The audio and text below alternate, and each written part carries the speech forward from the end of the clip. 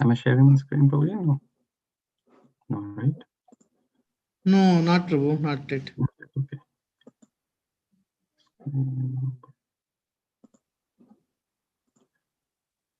Yes, right? Okay. Now we can see Prabhu. Yes. Om Namo Bhagavate Vasudevaya. Om Namo Bhagavate Vasudevaya. Om Namo Bhagavate Vasudevaya. Narayanam Namaskritya Naranchaiva Narottamam Devim Saraswatim Vyasam Tato Jayamudire Nastapurayeshu Avadreshu Nityam Bhagavata Sevaya Bhagavati Uttamasloke Bhaktir Bhavati Naishtikim Krishnaya Vasudevaya Devaki Nandanaya Cha Nanda Gopakumaraya Govindaya Namo Namaha. Hare Krishna, we're reading from Srimad Bhagavatam, Canto 1, chapter number 11. Krishna returns to Dwaraka, verse number 16 and 17. Nishyamya prestam anantyam Vasudevo Mahamana Akruras Ramaschadbhuta Vikrama Pradyumnascha Charudeshanascha Sambho Jambavanti Sutaha Parasharya Vegoschatpita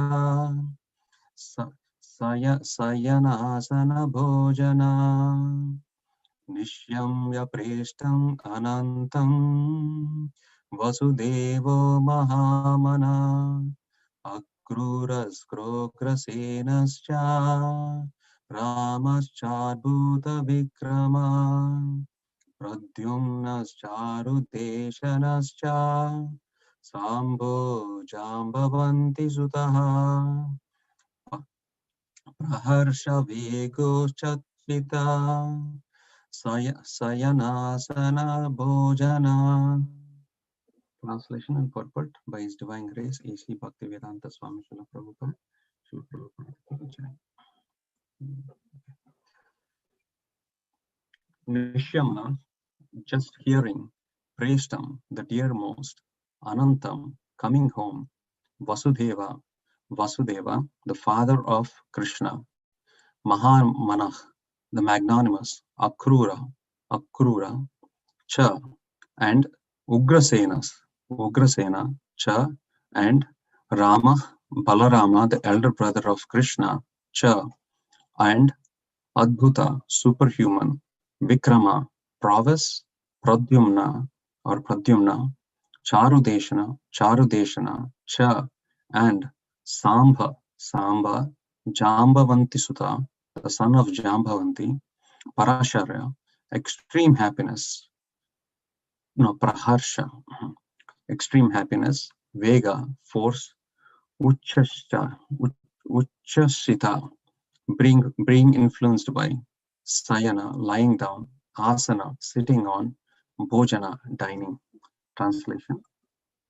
On hearing that the most dear Krishna was approaching Dwaraka Dham, magnanimous Vasudeva, Akrura, Ugrasena, Balarama, the superhumanly powerful, Pradyumna, Charudeshana, and Samba, the son of Jambavanti, all extremely happy, abandoned resting, sitting, and dining. Purport. Today is a very long purport, so please stay tuned. Vasudeva, the son of Surasena, the husband of Devaki and father of Lord Sri Krishna. He is the brother of Kunti and the father of Subhadra. Subhadra was married with her cousin Arjuna, and this system is prevalent in some parts of India. Vasudeva was appointed minister of Ugrasena, and later on he married 8 daughters of Ugrasena's brother Devaka. Devaki is only one of them. Kamsa was his brother-in-law, and Vasudeva accepted the voluntary imprisonment by Kamsa on the mutual agreement to deliver the eighth son of Devaki. This was foiled by the will of Krishna. As maternal uncle of the Pandavas, he took active parts in the purificatory process of Pandavas. He sent for the priest Kashyapa and Satyashrigna and Satyashrigna Parvata, and he executed the functions. When Krishna appeared within the bars of Krishna's prison, when Krishna appeared within the bars of Kamsa's prison house, he was transferred by Vasudeva to the house of Nanda Maharaj, the foster father of Krishna at Gokula. Krishna disappeared along with Baladeva prior to the disappearance of Vasudeva, and Arjuna, Vasudeva's nephew, undertook the charge of the funeral ceremony at Vasudeva's disappearance. Akrura, the commander-in-chief of Vrishni dynasty and a great devotee of the Lord Krishna. Akrura attained success in devotional service to the Lord by the one single process of offering prayers. He was the husband of Sutani, daughter of Ahuka. He supported Arjuna when Arjuna took Subhadra forcibly away by the will of Krishna. But Krishna and Akrura went to see Arjuna after his successful kidnapping of Subhadra. Both of them presented dowries to Arjuna after this incident. Akrura was present also when Abhimanyu, the son of Subhadra, was married with Uttara, mother of the Maharaj Parikshit. Ahuka, the father-in-law of Akrura, was not on good terms with Akrura, but both of them were devotees of the Lord. Ugrasena, one of the powerful kings of Vrishni dynasty and cousin of Maharaj Kuntibhoja. His other name is Ahuka. His minister was Vasudeva, and his son was powerful Kamsa. The Kamsa was imprisoned. This Kamsa imprisoned his father and became the king of Mathura. By the grace of the Lord Krishna and his brother Lord Balarama, Kamsa was killed, and Ugrasena was reinstalled on throne. When Salva attacked the city of Dwarka, Ugrasena fought very valiantly and repulsed the enemy. Ugrasena inquired from Naradji about the divinity of Lord Krishna. When Yadu dynasty was to be vanquished, Ugrasena was entrusted with the iron lump produced from the womb of Samba. He cut the iron lump into pieces and then pasted it and mixed it up with seawater on the coast of Dwarka. After this, he ordered the complete prohibition within the city of Dwarka and the kingdom. He got salvation after his death. Baladeva, he is the divine son of Vasudeva by his wife Rohini. He is also known as Rohini Nandana, the beloved son of Rohini. He was also entrusted with Nanda Maharaj along with his mother Rohini when Vasudeva embraced imprisonment by mutual agreement with Kamsa. So Nanda Maharaj is also the foster father of Baladeva along with Lord Krishna. Lord Krishna and Lord Balarama were constant companions from their very childhood, although they were stepbrothers. He is a plenary manifestation of the Supreme Personality of Godhead, and therefore he is as good and powerful as Lord Krishna. He belongs to Vishnu Tattva, the principle of Godhead. He attended Swayamvara ceremony of Draupadi along with Sri Krishna. When Subhadra was kidnapped by Arjuna by the organized plan of Sri Krishna, Baladev was very angry with Arjuna and wanted to kill him at once. Sri Krishna, for the sake of his friend, fell at the feet of Lord Baladeva and implored him not to be so angry. Sri Baladeva was just satisfied.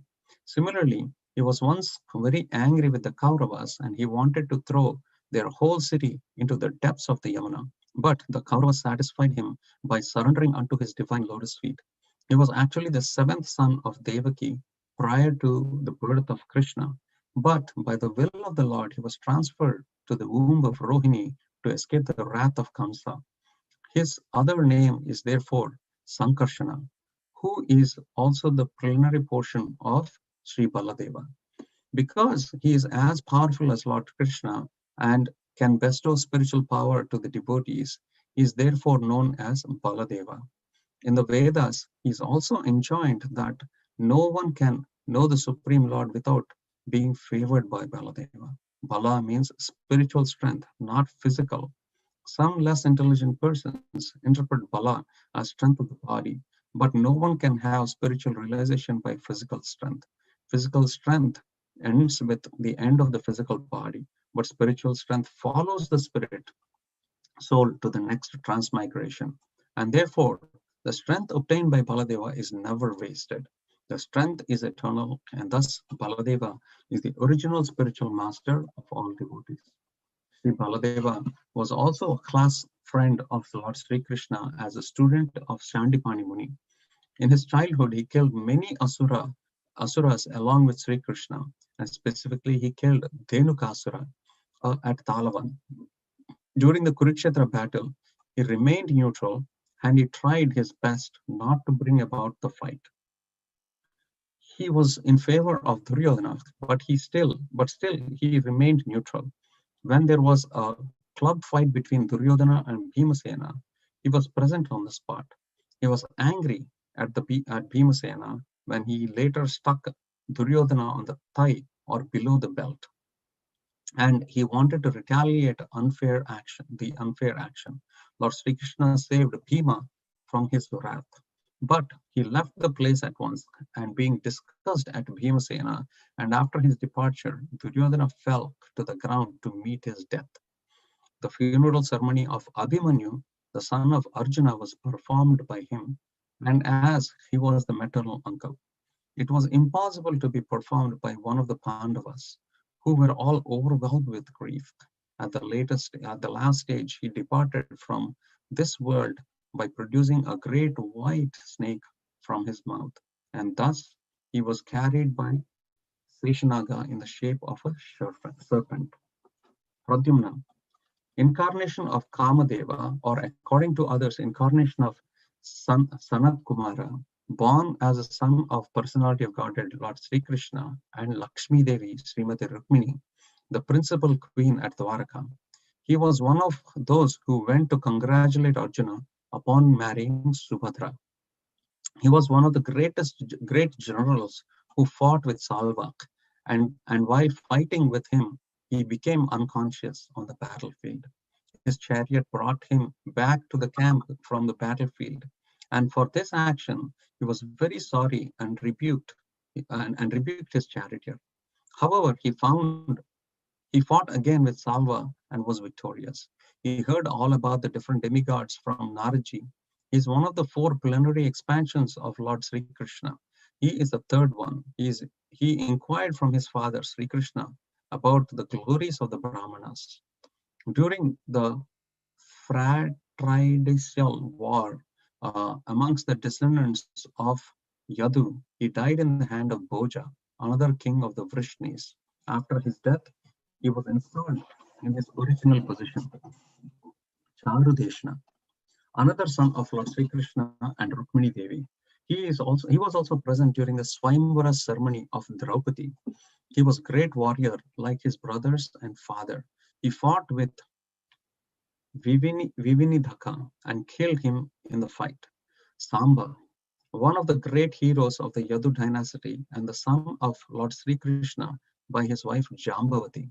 He learned the military art of throwing arrows from Arjuna, and he became a member of the parliament during the time of Maharaj Yudhishthira.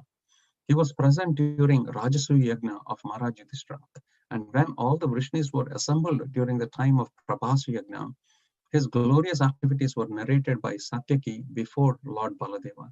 He was also present along with his father, Lord Sri Krishna, during Ashwamedha Yagna performed by Yudhishthira. He was presented before some rishis falsely dressed as a pregnant woman by his brothers. And in fun, he asked the rishis that what he was going to deliver. The rishis replied, and that he could deliver a lump of iron, which would be the cause of the fratricidal war in the family of Yadu. The next day in the morning, Samba delivered a large lump of iron, which was entrusted to Ugrasena for necessary action. Actually, later on, there was the foretold fratricidal war, and Samba died in that war. So all these sons of Krishna left their respective places and leaving aside all engagements, including lying down, sitting, dining, and hastened towards their exalted father.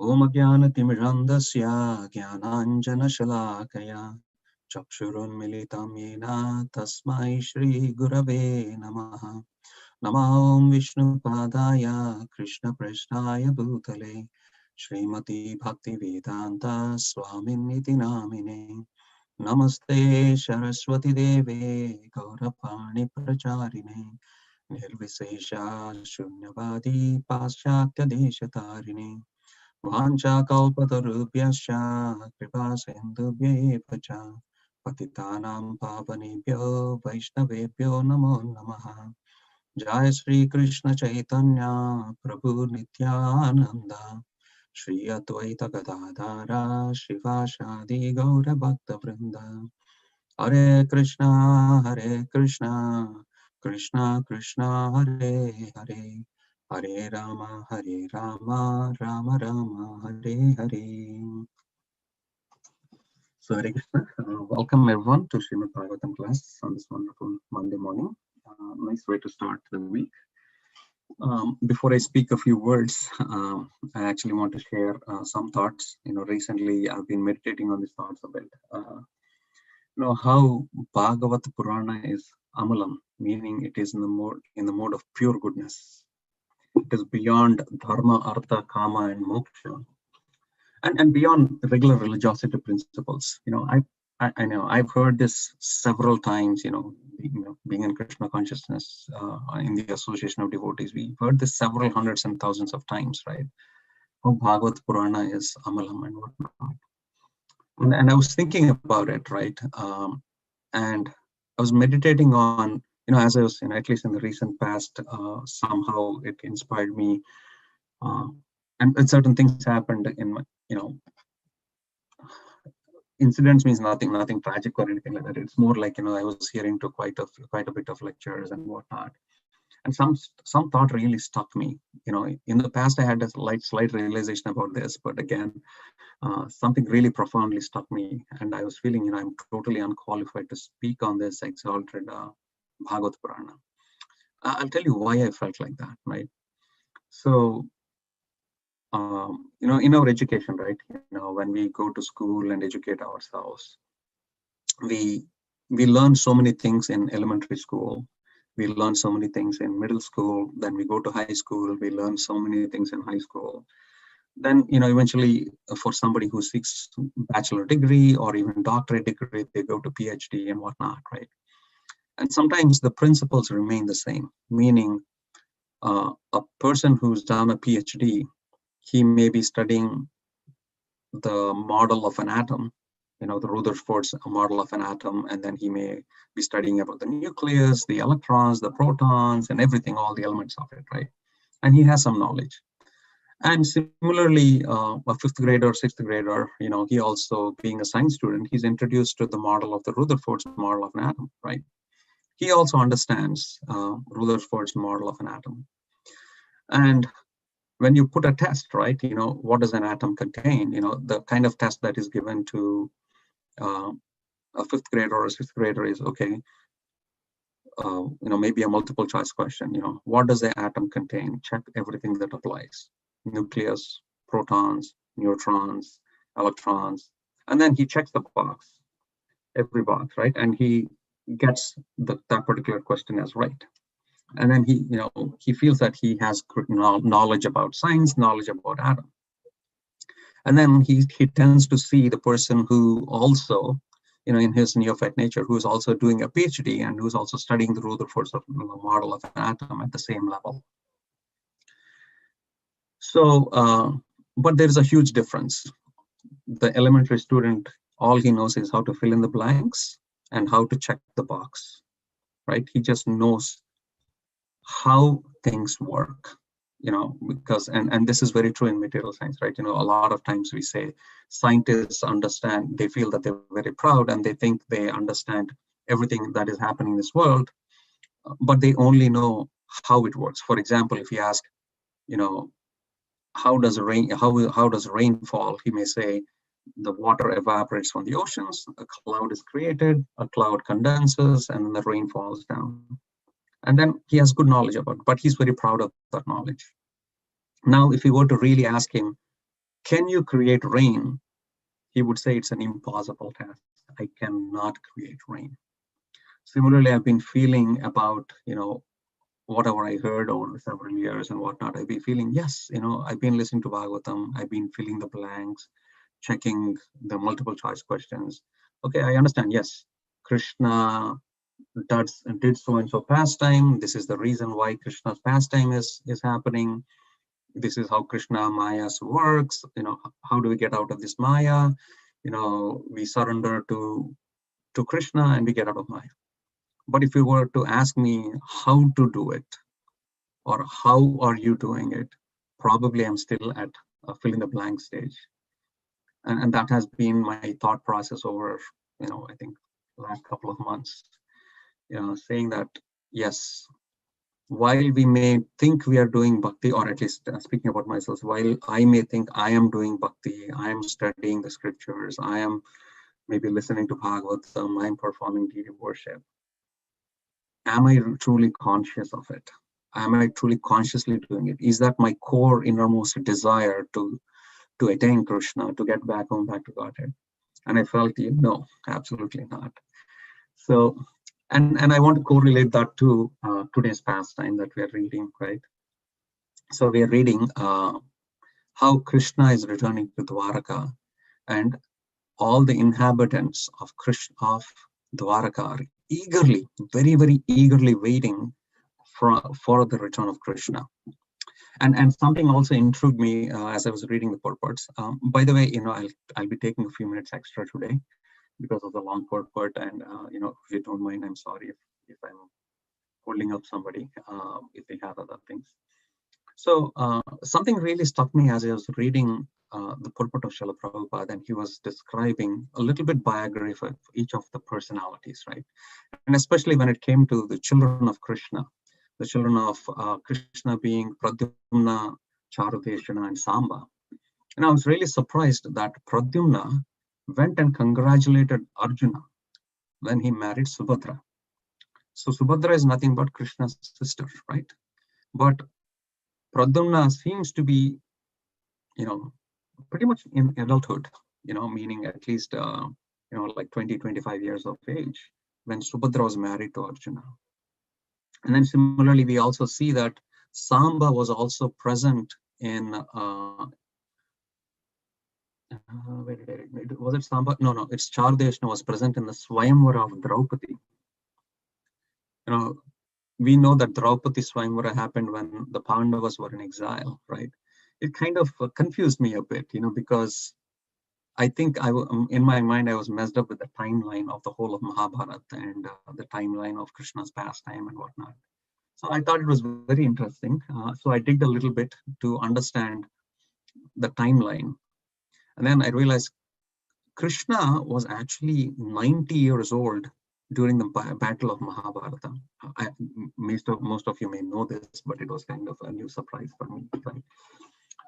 And Yudhishthira Maharaj, he's elder to Krishna. So he was like 93 or 94, something like that, 95 years of age. And then Battle of Mahabharata only happened for 14 days, right? And then we hear how Krishna, and again, this kind of put things to me in perspective across many other things, right? We hear how Vidura left the palace, left Hastinapur to go for pilgrimage, right before Mahabharata, right? So that means this is when Krishna was 90 years old. And then we hear about Vidura later on, when Krishna is right about to depart this world, right? Or right after Krishna departs this world, right? So that means Krishna was 125 by the time. So imagine the number of years, right? 90, and Battle of Kurukshetra was only 14 days, right? So 90, almost 35 years later, right? And please correct me later on during our conversation if I'm confused. I didn't get a chance to put everything in paper. But I thought, because when we read Bhagavatam, we hear Vidura inquires. He inquires from, I'm forgetting the name, sorry. Maitreya Muni is coming to my mind, not Maitreya Muni, but yeah, he inquires from the cousin of Krishna. Uddhava, yes. He inquires from Uddhava the welfare about everyone, right? So, and it seems like that, like he's just getting the news of how the Kuru dynasty was vanquished and whatnot, right? So I think, I still have to spend some more time carefully reading the timeline, and it is kind of opening some little realizations how long Vidura was in pilgrimage, right? He was traveling for almost 40 years, right, in pilgrimage. And whatnot. So it kind of opened up my eyes to a few things.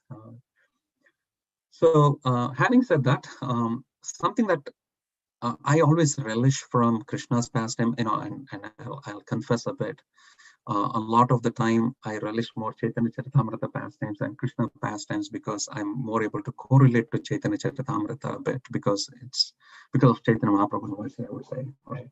So I thought, how does this pastime correlate to Chaitanya Mahaprabhu's pastimes? And there could be a little speculation. I've heard this many years ago. So my memory was fading. I was trying to look for that particular lecture, but I could be right or wrong, but there is some parallels. I don't know the exact pastime which brings about parallels, but we can draw the same parallels to one pastime in Chaitanya Charitamrita. So in Chaitanya Charitamrita, there is a description about how all the devotees of Bengal, from Kulinagram, from various places, they come to Ratha Yatra festival, and they also stay for 4 months for Chaturmasya in Jagannath Puri. They stay with Chaitanya Mahaprabhu, and their whole meditation for the rest of the year before they come for the Chaturmas for almost 8 to 9 months, right? Their meditation is, when will we be going back to Jagannath Puri so that we can spend time with Chaitanya Mahaprabhu? And then there's a very nice description about all the arrival of all the devotees as they come to Jagannath Puri. There's actually a description about how they travel through Bengal, and then they come to all the way to Jagannath Puri. And so many personalities, names of so many personalities are revealed. So it starts off with Adi Lila. In Adi Lila, towards chapter 10, Krishnadas Kaviraj Goswami describes the desire tree of Chaitanya Mahaprabhu. He talks about the various personalities that are connected to Chaitanya Mahaprabhu. He talks about the trunk of the tree, the branches, the twigs, and everything, right? And then he says how each of these personalities are connected to Chaitanya Mahaprabhu. And in there, Raghava Pandit is mentioned at one point. And along with Raghava Pandit's sister Damayanti is mentioned. So I thought I will highlight these two great personalities, Raghava Pandit and and his sister Damayanti. So in that chapter, it coincides, it is chapter number 10 in Adi Lila. And then he says, I was surprised when I looked at it, he says, one of the branches is Raghava Pandit, and his sister Damayanti was a maid servant for Lord Chaitanya Mahaprabhu. Maid servant meaning like a cook. And she liked to cook for Chaitanya Mahaprabhu. She always wanted to serve Chaitanya Mahaprabhu through her cooking. And then he describes briefly how elegant her preparations were. And then he says, I will describe in detail later, towards the end of the book, how he cooked all these preparations. So she's mentioned only in one verse there. And then coincidentally, it happens to be again chapter number 10 in Antya Lila. So chapter number 10 in Antya Lila, chapter number 10 in Adi Lila describes how all the different people, right, all the different people that are connected to Chaitanya Mahaprabhu. And again, Antya Lila chapter number 10 describes how all these people traveled all the way from Bengal to Jagannath Puri, and how they were eagerly looking, just like how, everybody in Dwaraka were in separation from Krishna. And sorry, I wanted to mention the timeline. Krishna went to Dwaraka from Dwaraka to Hastinapur, right? By this time, Krishna already established Dwaraka for how many years? I think Krishna established Dwaraka when he was 25 years old. So for almost 75 years, he was staying in Dwaraka. And then he went away for a few months to negotiate between the Kuru dynasty, right? And then the battle happened, everything happened, everything came to a conclusion. And then because Subhadra lost, Arjuna's, Krishna's sister, Subhadra lost her son, Abhimanyu, he stayed there for some time to pacify her, so that she doesn't feel that separation, to pacify her.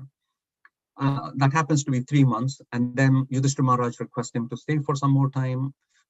Like that, he spends extra months after Kurukshetra, because the residents of Dwarka were hoping Krishna would come back right after the Kurukshetra war. They got the news about Kurukshetra war and whatnot, but Krishna never returned. He stayed for a long time.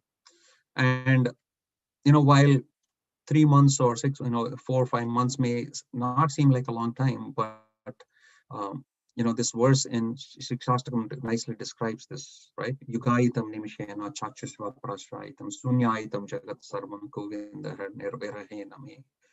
So the devotees of the Lord feel separation from Krishna. Yugaitam nimishena. One moment feels like 12 years or more, right?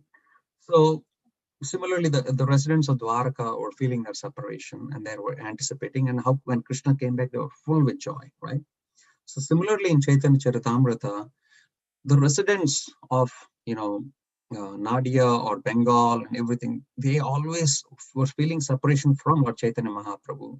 And Lord Chaitanya Mahaprabhu were feeling separation from the residents of Bengal. So when they come back, it was a great unity. So we can draw those parallels, right? So I'll quickly read from the Antya Lila chapter 10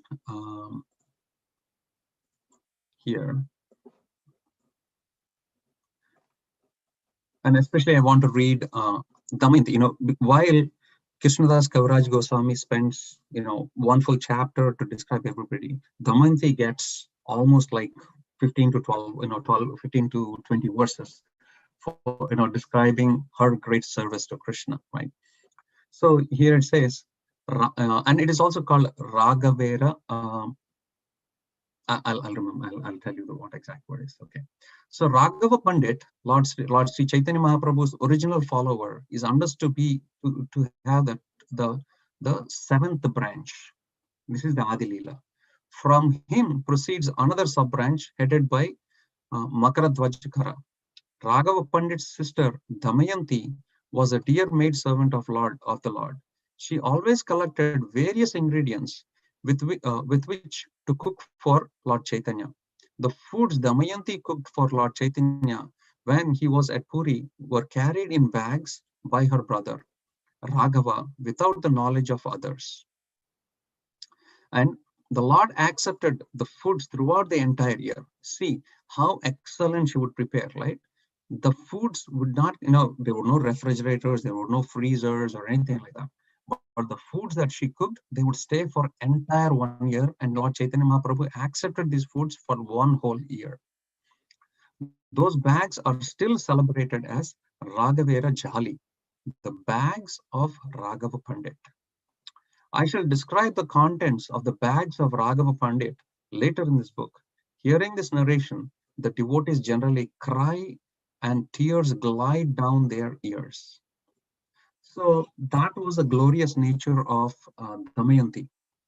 See, when they heard about how much love she had to cook for Lord Chaitanya Mahaprabhu, and there is one special preparation called sukta that she would make, And sukta is very, very bitter in taste. And Chaitanya Mahaprabhu liked that sukta immensely. He would honor it, with full heart, even though it was very sour. And we can understand the love of Damayanti is the reason she cooked this sukta is she thought that Chaitanya Mahaprabhu, when he honors all the prasadam, all the different various kinds of foodstuffs, he would get indigestion from it. And sukta is like the antidote for indigestion. So she would cook that sukta with so much love so that Chaitanya Mahaprabhu would not fall sick. And that was the love she had for Chaitanya Mahaprabhu. So we can see how, a devotee of the Lord can reciprocate with the Lord with, with whatever capacity they have, right? So then, I went further thinking about this, right?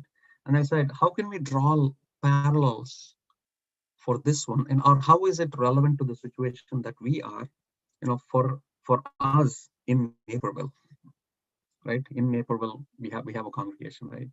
I think each one of us here are in a very, very unique situation, and very unique and very special situation, I would say.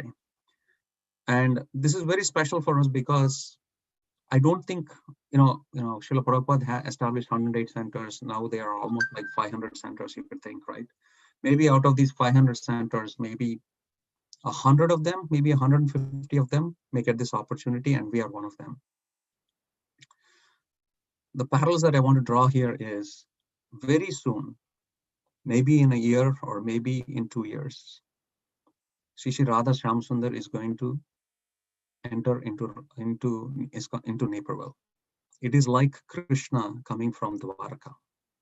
And we are hearing all the glorious things, last several verses we heard how Krishna, when he came to Dwarka, how he was gloriously welcomed with the great auspicious items, wonderful items, many items, right? And how they eagerly, they get this opportunity because this viraha bhava, or separation from the deities of the Lord or from the Lord himself, is a very rare opportunity. Not everybody gets that. So we have this opportunity to meditate on the Lord, that he will come and appear in front of us at some point of time. And for sure, he's going to appear, right? Even if I meditate or I do not meditate, if I contribute or I do not contribute, if I put some effort, I do not put some effort, he's going to appear.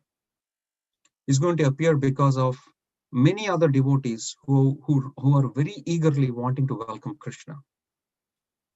But I have a choice. I have a choice to be part of it or not be part of it. And remember one thing, right? If we make it a choice to be part of it, we will have this very unique experience that we may not have in another million lifetimes.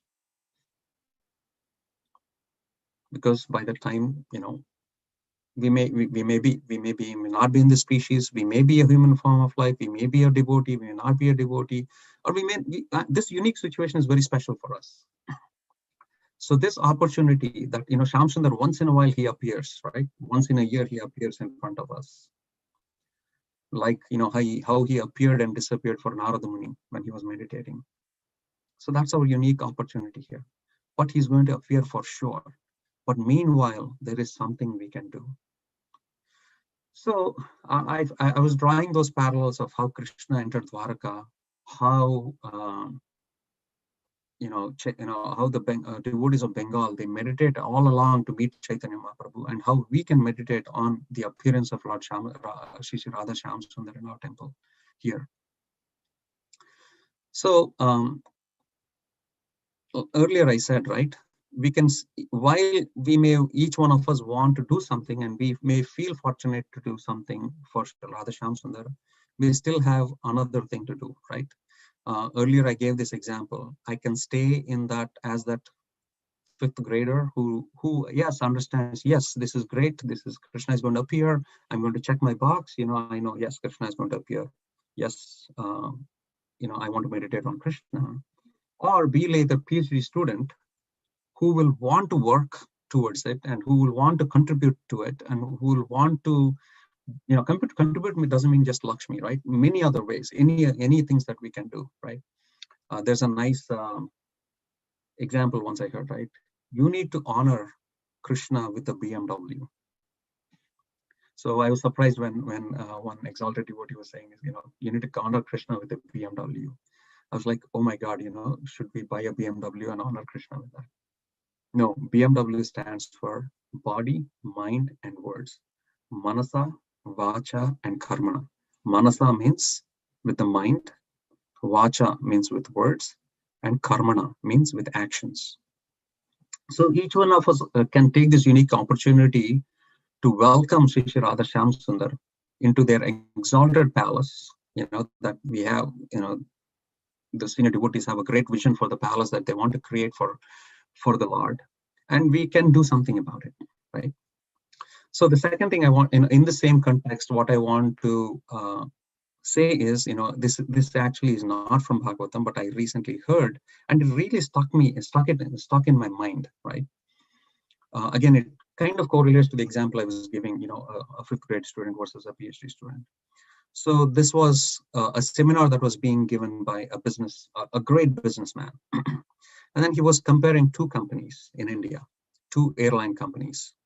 He said one airline company, which is Indigo, it is very popular. A lot of people benefit from, flying cheaply on Indigo flight. And he compared the second company which is Kingfisher Airlines, which went bankrupt.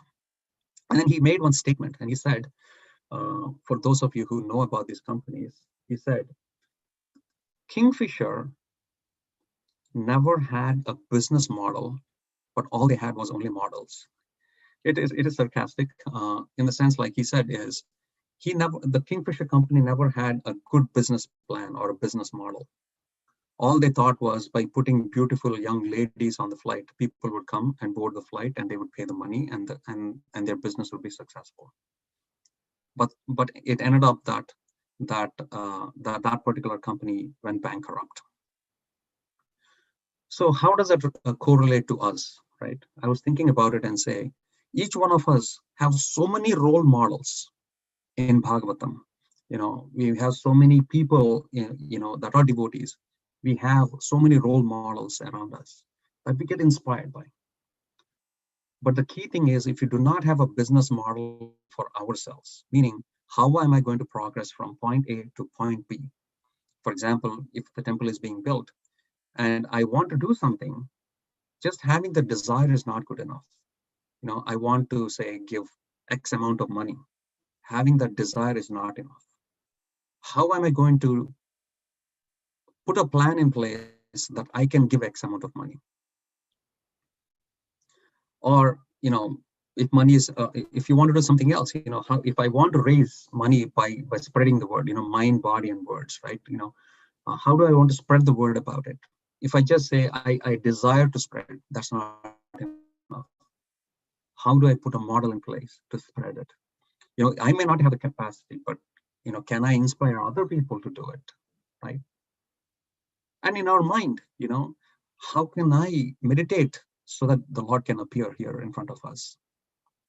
So having that business model is more important, because irrespective of how many role models you have, if you never create a business model for ourselves, our company is going to be bankrupt at some point.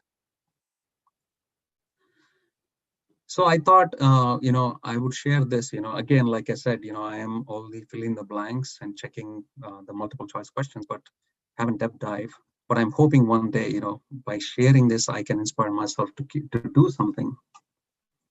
So, and I remember being in Detroit when Sri Sri Radha Gopijana Vallabha appeared on their altar. I mean, I saw so many people who wanted to welcome Sri Sri Radha Gopijana Vallabha with so much devotion. They felt so inspired when the deities appeared, right? That all their bank loan was cleared on the day one. We all can do the same thing. Meaning, when Radha Shyamsundar appears, if we put a business model in place for ourselves, for each one of us to do something, because if you just decide to do on that day, we may just do it emotionally, we may just do it uh, at a minimum capacity that we can do.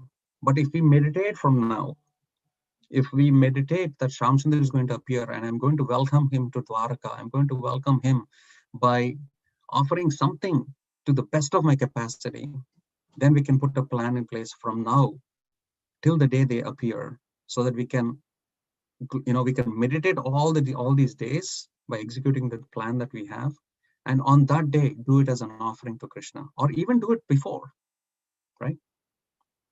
Because this opportunity of Shyamsundar appearing, or another temple being formed, or deities being installed will happen very rarely, at least in our lifetime or in multiple lifetimes for us that is going to happen.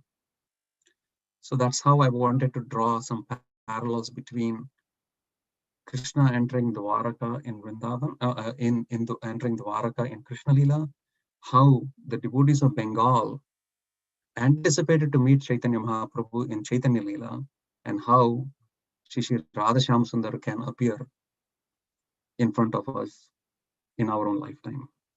So this is what I would like to add. If anybody has any questions, comments, we can have for a few minutes. But I think I definitely went over time. Please forgive me for that.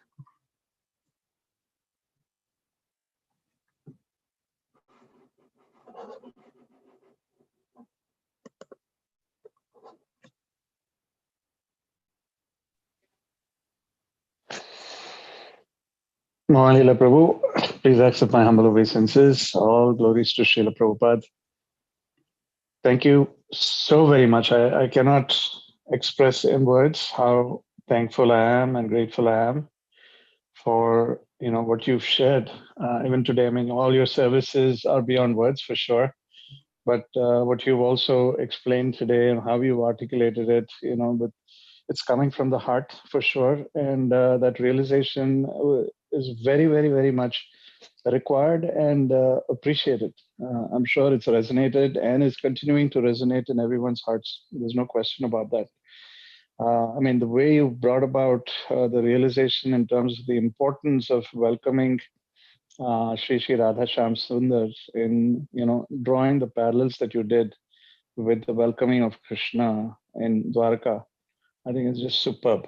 Thank you so much. Thank you very, very much, because it is absolutely, absolutely. I mean, it's not in any relative terms, but in absolute terms, this is an opportunity of our lifetime.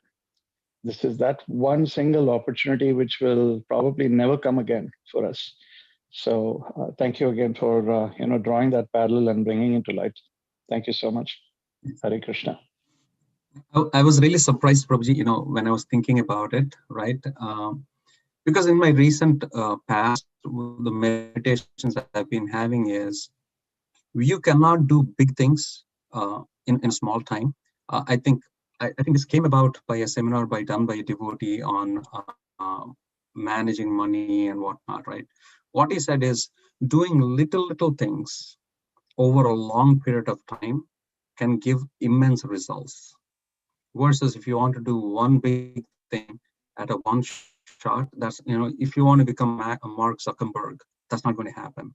But even a postman, somebody who worked as a postman, who saved like 10% of his income every paycheck, he became a millionaire when he retired, right?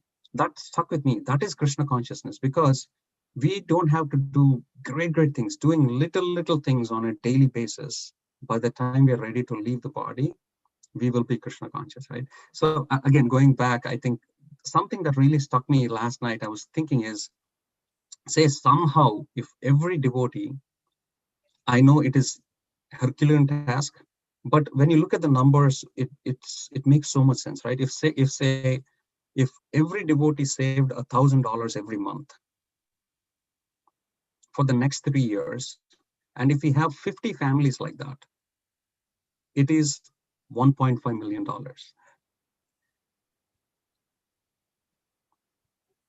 And that is a sacrifice of 3 years, right?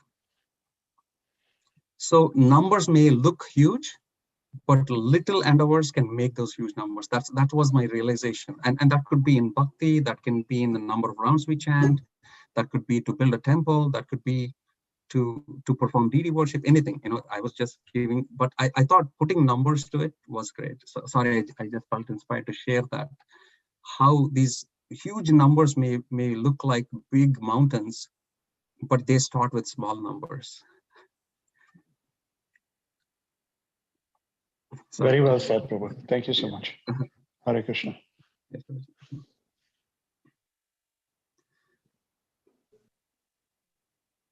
Okay, Lingaraj Prabhu, I think we can end it here if there's no other comments or anything.